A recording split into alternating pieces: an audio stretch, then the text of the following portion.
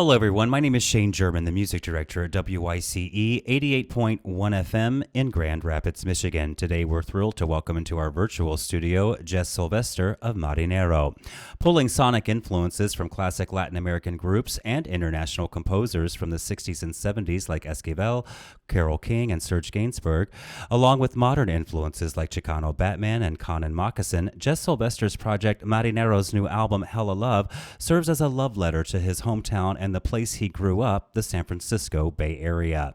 Marinero, which means sailor in Spanish, is used as a means to honor his parents' stories, his father, a sailor, and mother, a Mexican-American who grew up in the Mission District of San Francisco. This beautiful new album mixes bossa nova, tropicalia, and psychedelic dream pop influences with lush percussion and orchestrations. Hella Love is out now via Hardly Art Records and has been added to the WYCE Music Library and placed in our top 10 most played albums here at WYCE for the month of May upon its release. Please welcome to WYCE Jess Sylvester of Marinero. Un perdido marinero,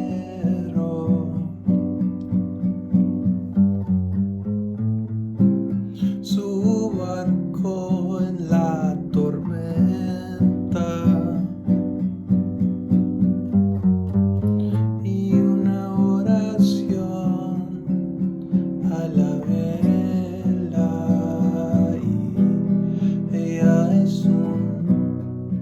Rayo de luz, Elena reina del faro lo ha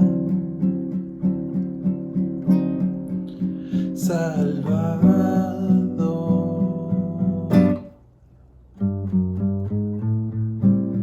y el brillo de tu oro, mi querido tapatío,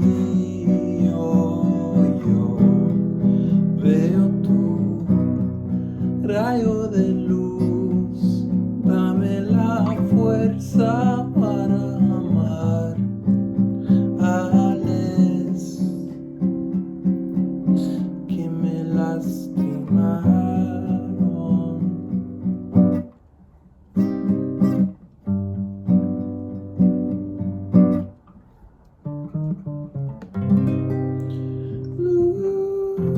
You set me free.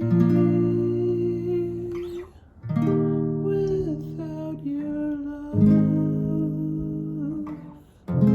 where would I be?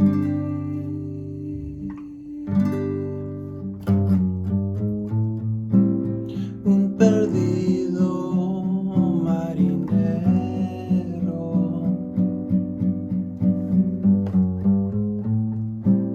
su barco en la tormenta,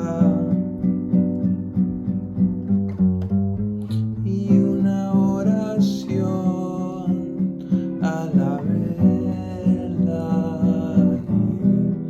y ella es un rayo de luz, Elena reina del faro lo ha salvado.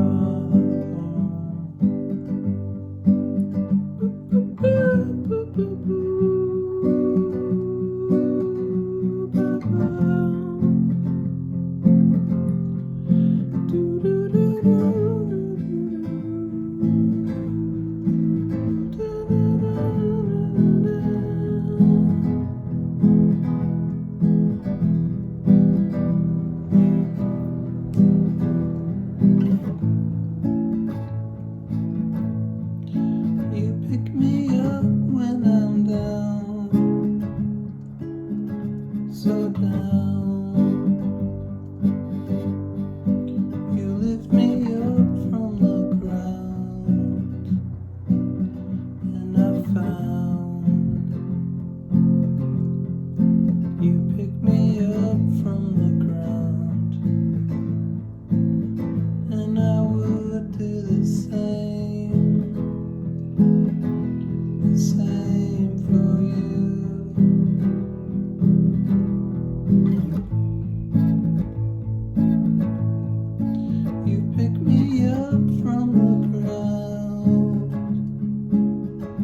so down.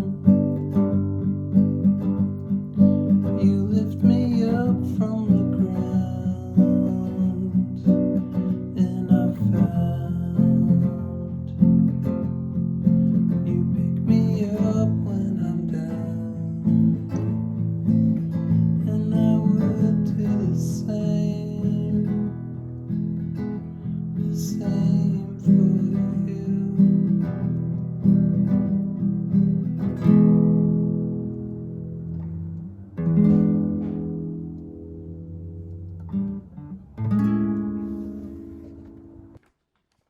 Hello, Shane. Hello, Michigan.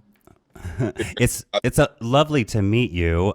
This album has been doing really well here. We have um, uh, uh, Spanish language music programming every morning called El Mundo Musical, and in addition to just regular programming on our air. And it just is a gorgeous record. You can go multiple directions with it, with a song before or a song after, and it's just a really gorgeous record. Congratulations. Thank you so much. I want to talk to you. You say that this album is a grand farewell, a love letter to your hometown and the place that you grew up, and that you finished it before relocating to Los Angeles. Why the goodbye to San Francisco? It was, I think, through touring and through spending a little bit more time in Los Angeles over the past like 5 years, I realized that there's a lot more going on here in terms of like music and bands that I really admire and I'm like inspired by. So it's one of those things I've been talking about moving. Yeah, I mean, moving, I've been talking about it for a long time now. And so making the record, it just kind of worked out in a way that I knew I wanted to leave and I knew that that was the plan. And it's kind of like, a last day on the job or like, if you know that you have a short amount of time to experience a certain place or person or event in your life, like you're gonna take it, you're gonna I don't know, appreciate it a little bit more. And for me, so it was a great way to kind of like reflect on where I came from, who I am, and like where my parents, what their story, what my family story is, and just like it made me you know appreciate my home, the Bay Area a little bit more too. It just became like an easy theme to talk about because there's so much to talk about when in a biographical sort of way, I guess, in that talking about home and growing up fortunately in a place like the Bay Area. Now, talk to me about your parents, because it's really like a gorgeous, almost like familial storyline of, or an ode to your parents' story. Talk to me about your dad being a sailor and your mother's upbringing in the Mission District, and your childhood growing up, and kind of how that life story influenced a lot of these songs on the album. Yeah, it's a funny, like, I mean, it's an interesting choice in terms of like lyrics and song ideas. But for some reason with Marinero, it became more in general, even from the beginning of the project and like the first few records. It's always been sort of about like history or my family's history. And in Hella Love, it's the same type of thing. But in terms of my parents, like it it was just interesting to think about like my father having grown up on the East Coast and having like sailed out, like you mentioned earlier, to the Bay Area during the Vietnam draft or during the Vietnam War. And for him, it was a way to sailing. This like him taking this long roundabout way was like basically a way for him to like find his own freedom from a tradition and maybe an ideal that his father or his peers might have frowned upon at the Mhm. time. There weren't like a lot of people. The Vietnam War was like kind of, I don't know, for my father coming up from the East Coast and being kind of there, it's a little bit more like, I don't know. I think if your family name and your school you go to, I think have more value in play on the East Coast than they do out here. Mhm. And um, long story short, like it was a huge voyage for him to come out here, and just like the chance of him coming out and the chance of him being here in '69 in the Bay Area when all these things were happening in the '60s. And for instance, like the occupation of Alcatraz was happening at the very time my dad came out here. And And just meeting my mom, and my mom has she comes from such a different background. I mean, she comes from the mission, and she's like Mexican American, and like on paper they don't really seem like they would have much in common. Like my dad being like a Yankee from Massachusetts, but him being Irish, him being Catholic, him having Catholic guilt, and the Mhm. similarity. I don't know, humor, all those things like came together. But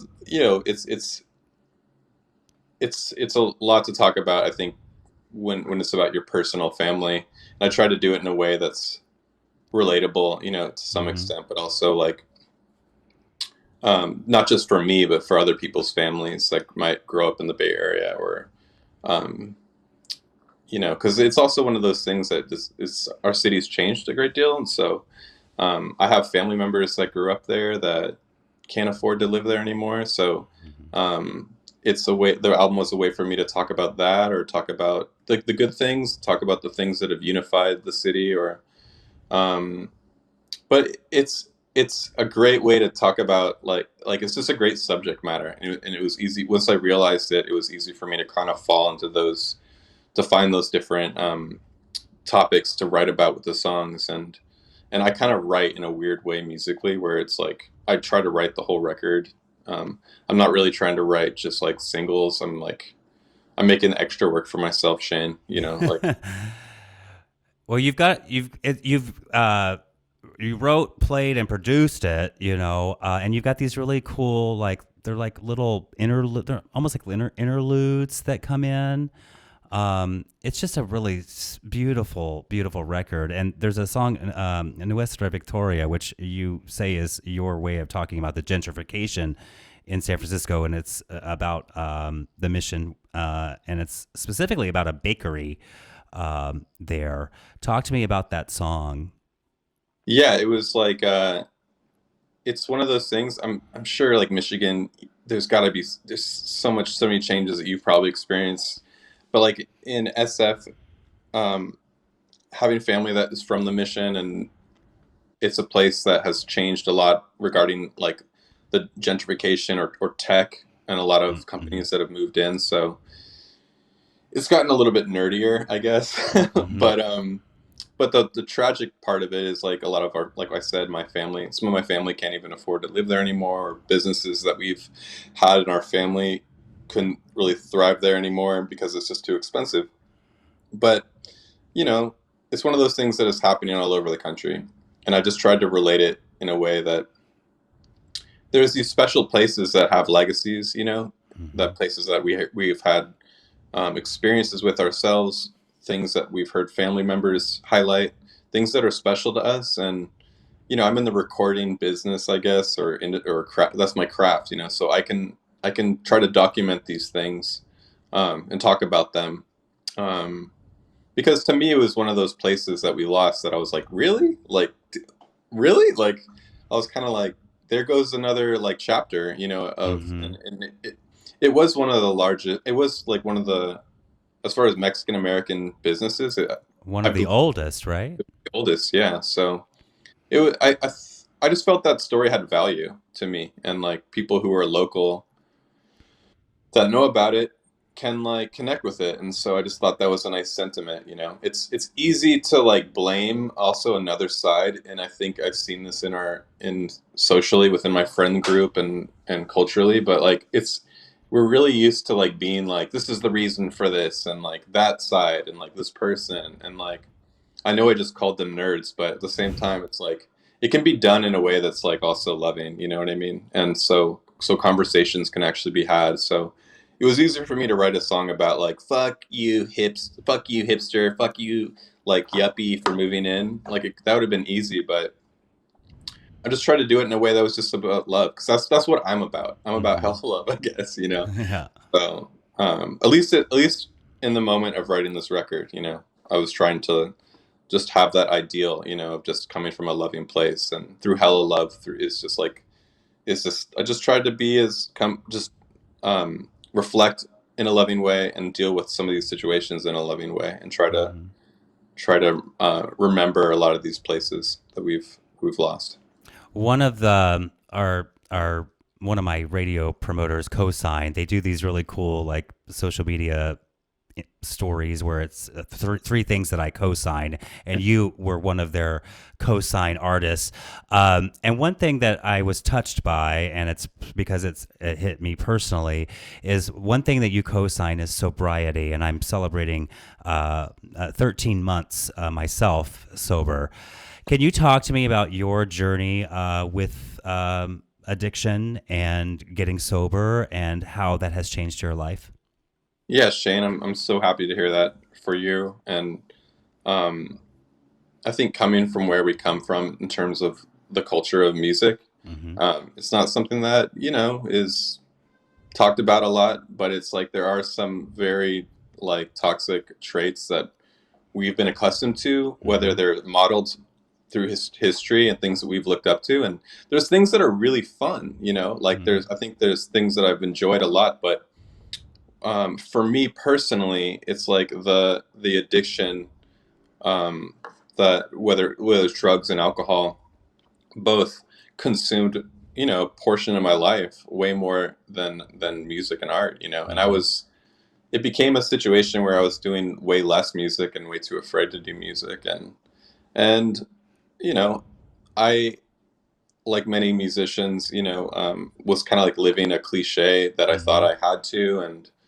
And but it was really just, it was really wrecking my whole life, and I'm glad that there's beauty in those stories and that those situations to be able to share with other people. And so that I like to talk about it, but I'm not, and like I maybe said on the cosign, like I don't care what other people do. Like I'm Right. not trying to eliminate, and I don't think you are either, that No. culture.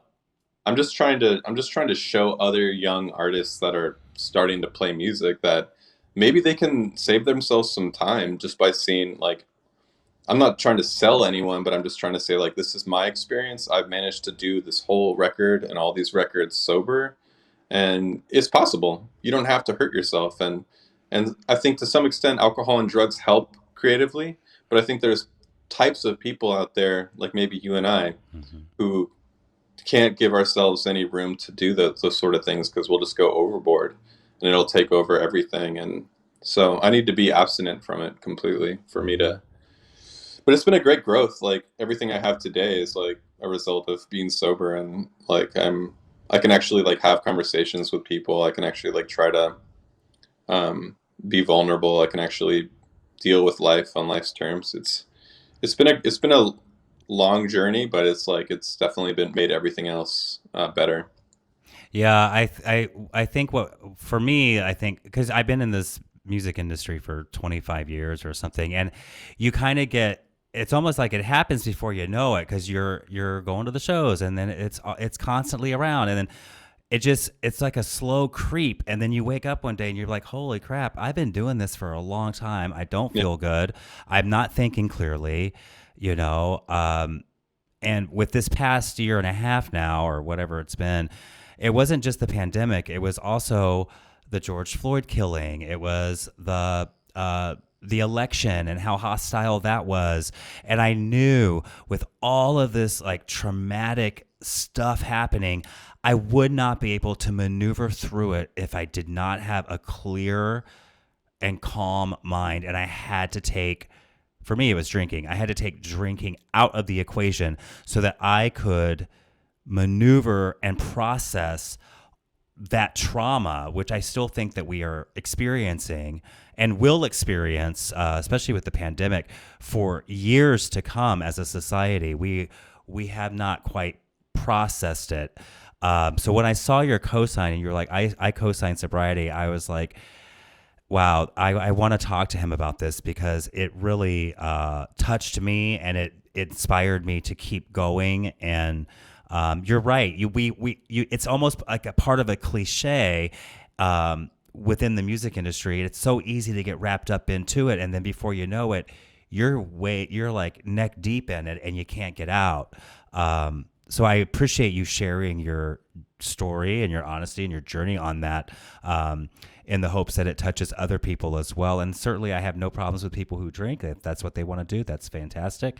yeah, It's just for me to maneuver through life. I needed to take that out of my daily equation to be healthier. Oh yeah, I applaud that too, because like this year, like we don't even have to get into all the bullet points, but it's so heavy if we just look at like what we've all been experiencing, like globally, also Yeah. nationally, Yeah. but also like personally, like that's cool that you were able to like make those choices, because I've seen like people do really good things with their lives, and like we kind of like protect what we have a little bit more now that it's been threatened. And Hmm. I've also seen people like spiral even worse, you know. Hmm. It's sad, you know, Yeah. but you know, with us getting our things together in life, like opens up more conversation for others to see that without having to like sell them on it or teach them, or you know, they can just like, oh, that person's sober, maybe I can talk to them about that sometime if I'm ready. Yeah.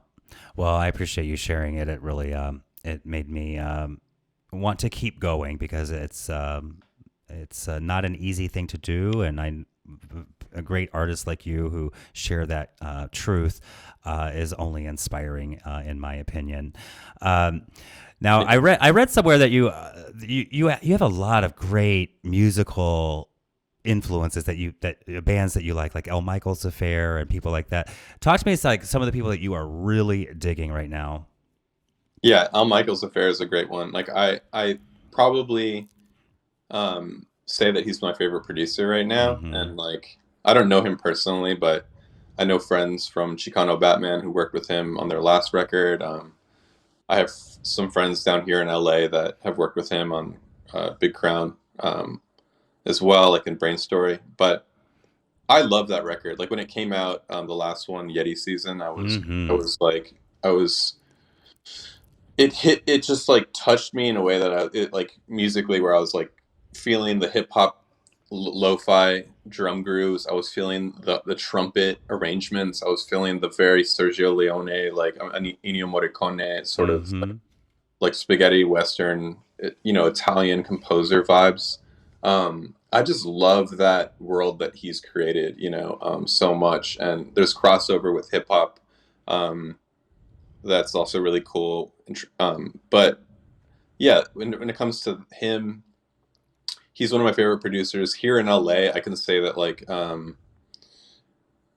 Eduardo Arenas from Chicano Batman is he has like a his own solo project, and he has one of the best live bands I've seen. And I can't say he's the reason I moved down to LA, but like seeing artists like him, Shane, like inspired me to kind of get out of come down here and actually be around people that were inspiring and also scary because they're so good, you know. And Yeah. being around energy like that would push me to do more. Other artists, like there's this like Stone's Throw. I feel like Oh, continuously put out like really dope music. yeah. So I could list like artists like Mind Design, Mm-hmm. John Kirby.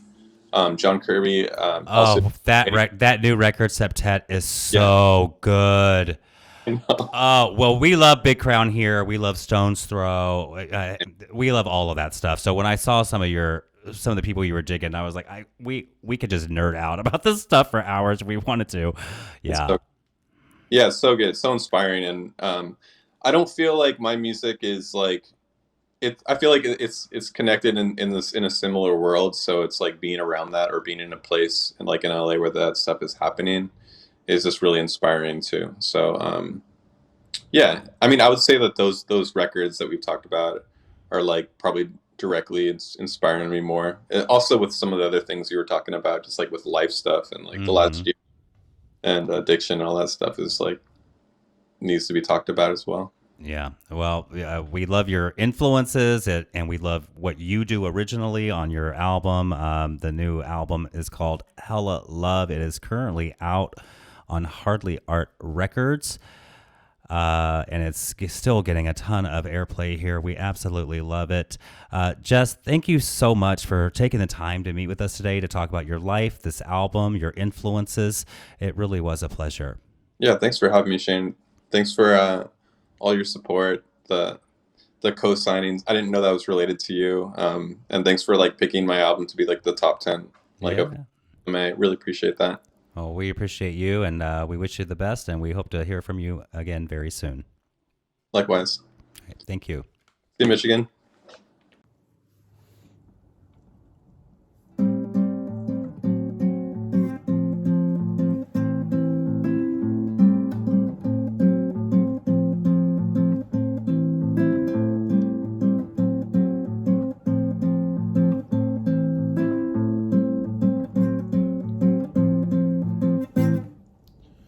Song fills the bay like a blanket of gray and sun poncho.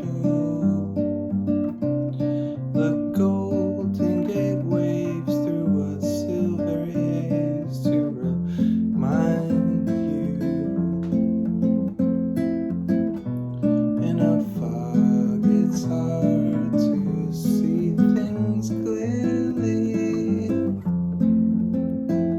But look how far you've come along, my love.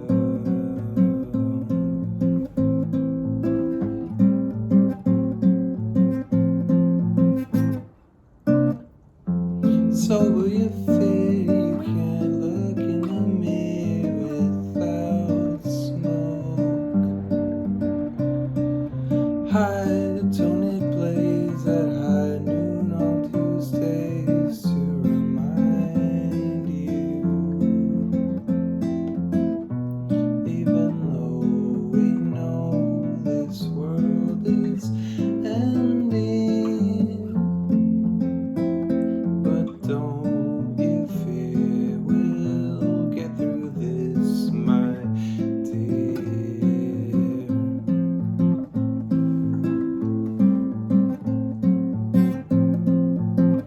And we won't have to get through this alone. It'll pass, this will clear. It'll pass, don't you fear.